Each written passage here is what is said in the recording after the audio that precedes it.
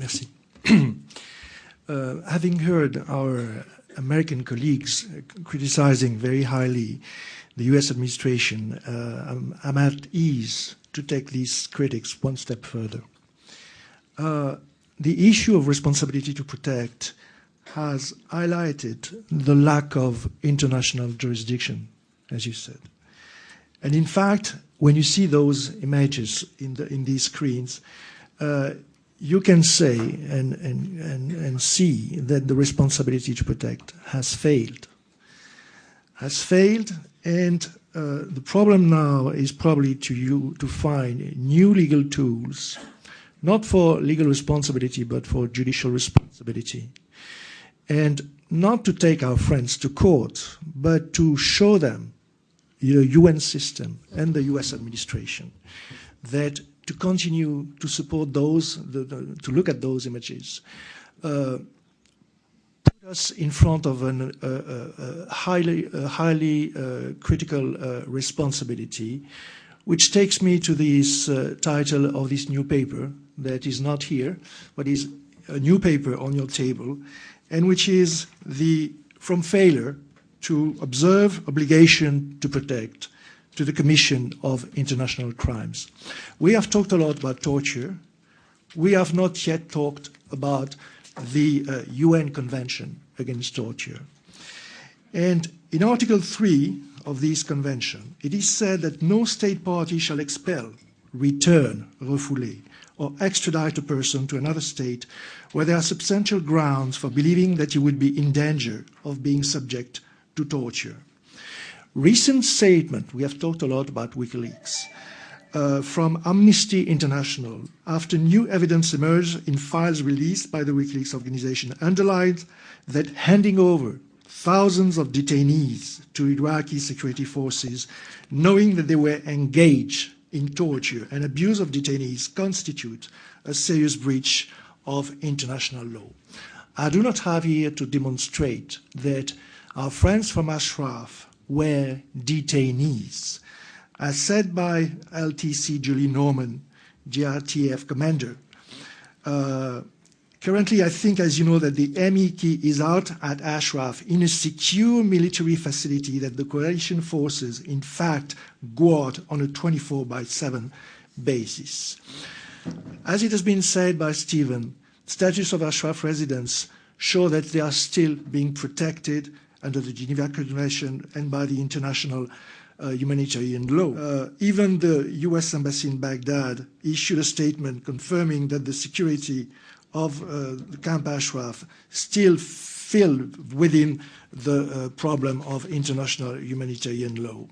And at some time at the beginning of 2009, we heard also from the US Embassy that the Iraqi governments sent a lot of messages saying that they will act in conformity with international humanitarian law.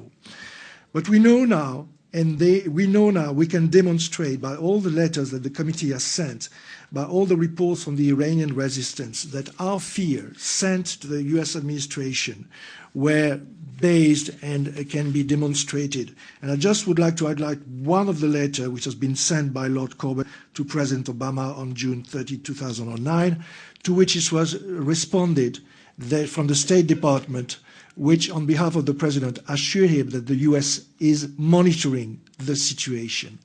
We have heard about the statement of the Iraqi officials after the transfer. It has been said by many of the speakers today. And I would like also to underline the fact that despite the transfer of responsibility, the US forces are still on the ground. They were at Fort Grizzly until July 2010, and there is still a platoon at the camp with the UN monitoring observers, observing what you see on these screens, observing as witnesses for the international community of the commission of all these crimes. So I think we should now try to think and imagine other ways to review this question of responsibility to protect. We know the status of the 36, the people who have been tortured physically, kidnapped at the camp in July 2009 and tortured despite judicial decision ordering their release. We have seen what we have seen on the screen. So we have act which really fills within the definition of the torture and within the jurisprudence of the international jurisdiction, including the one for ex-Yugoslavia.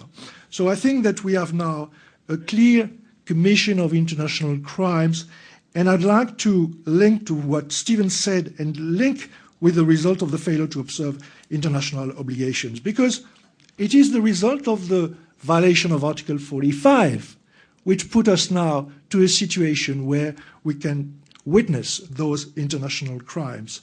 So I think this is important now to find maybe new areas such as Article 45, but in connection with the UN Convention Against Torture, to put a higher responsibility on the international community, on the US administration, on the UN system, to go further and to stop, as Mrs. Rajavi repeated it, the people, to remove the people, the militia, the Iranian militia. It is intolerable to see the Iranian militia in front of the gates of Ashraf and to have, as international community, accept that in front of us.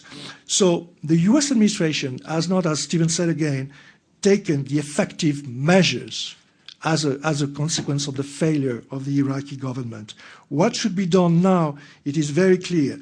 US forces should come back, as I think it was also recommended by Mr. Bolton some time ago, should come back to the gates and to protect the camp of Ashraf. So I think the Article 45 should be read in connection with Article 147, which make a clear connection with the violation of human rights, including the freedom from torture and inhumane treatment.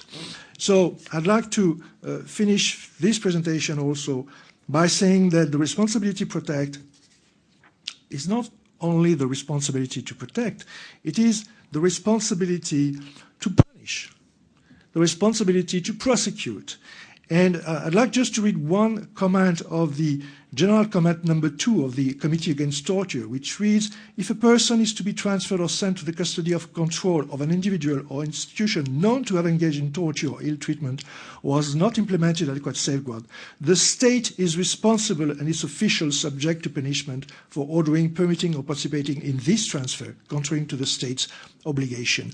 We have now a clear connection between international humanitarian law and the UN Convention Against Torture, and this is a new area of legal discussion that I was happy to present to you today. Thank you very much.